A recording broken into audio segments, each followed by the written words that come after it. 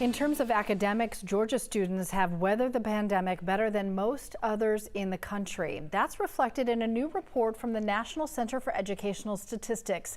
Even still, there's no question the pandemic has impacted learning here, and there are areas of concern. 11 Live's Jerry Carnes has more.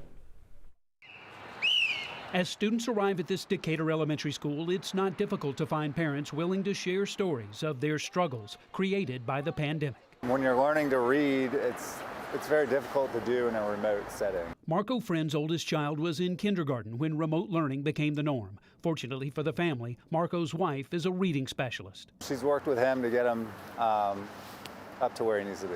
A new report by the National Center for Educational Statistics reveals how much students across the country have struggled through the pandemic.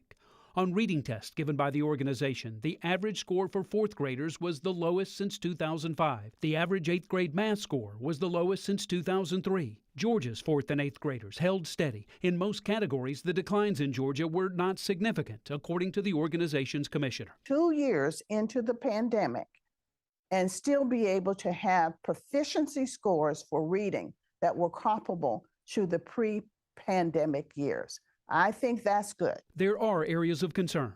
Eighth grade math scores in Georgia saw an 8-point decline, equal to the average drop-off nationwide. The percentage of Georgia eighth graders that performed above the National Center for Educational Statistics basic level was 67% in 2019.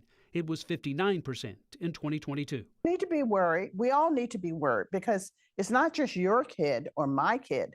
These are children that will represent the next generation. Dr. Peggy Carr says educators need to focus not only on academics, but the mental health of students, many of them still emerging from the haze of the COVID-19 pandemic.